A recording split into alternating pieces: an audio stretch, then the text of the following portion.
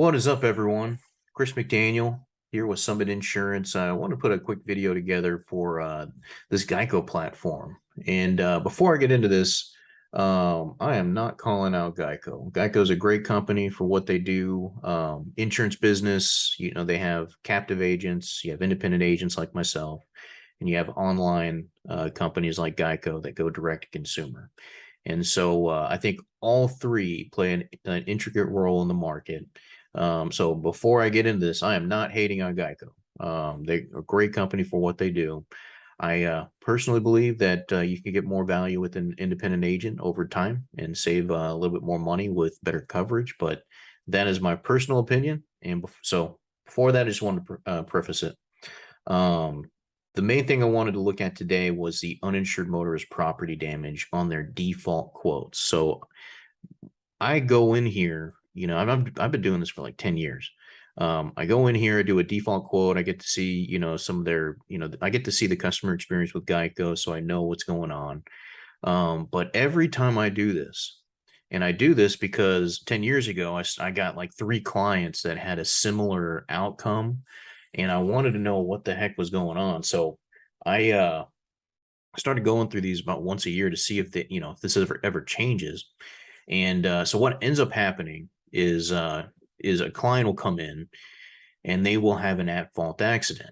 And then I say, hey, we've had a little bit of a cost increase because of this at-fault accident. I just wanted to verify this with you. And they say, Chris, I've never had an at-fault accident. I had someone hit me and run away, or something along that lines.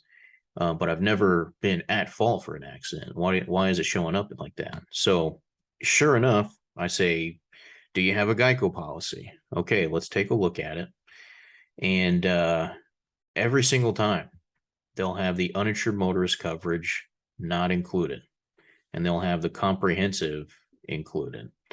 And again, this is the default coverages that you get once you get to the pricing screen. So this is the pricing screen. Got a fake name in here.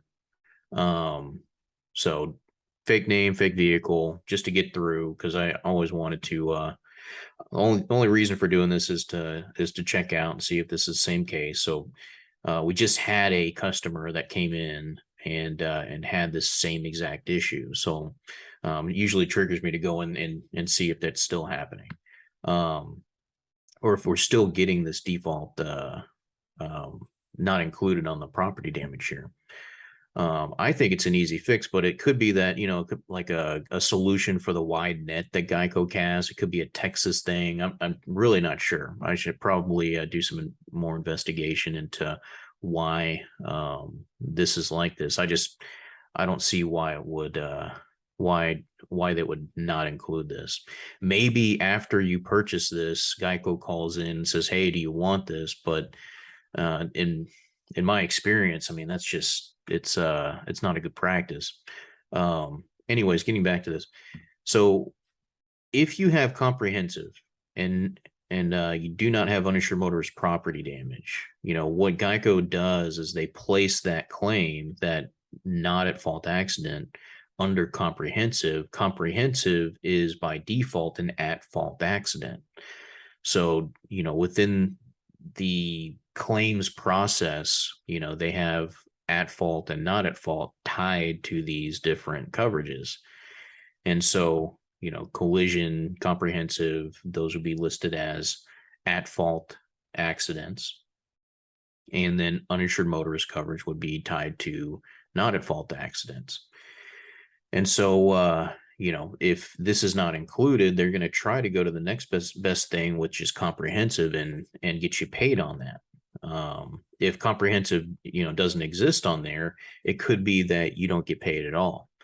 So, it's not, necessarily speculation. I'm not trying to speculate on why they do this or, the reason for it. I'm hoping that it's, again, like they're casting a wide net with, quotes in general. And maybe this just has something to do with the way that they need to have these quotes go. But what ends up happening is Geico, has the opportunity to, place someone with a better risk level, better pricing, than if they were to go and shop around with any other carrier out there.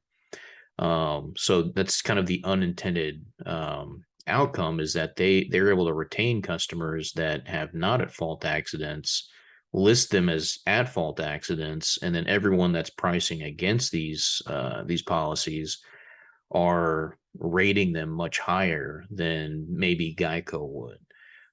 So that's typically what we see with some of the clients that are coming in. Now we're still able to place business with customers that are in that situation. It's just there's an uphill battle of trying to look at the at fault accident, not at fault accident with some of the carrier underwriting teams, and then even just the competition, pricing competition with some of the direct consumer websites. So it's something to take in consideration. If you've been in this situation before, if you have Geico, take a look and see if it's included or not included. If you feel like maybe I'm incorrect on something here, please let me know. I'm always curious, again, where the market is, and I want to be up to date on some of these things and make sure that I'm giving good advice out there. So if you feel like I've missed something here, if I'm not seeing something that you're seeing, let me know.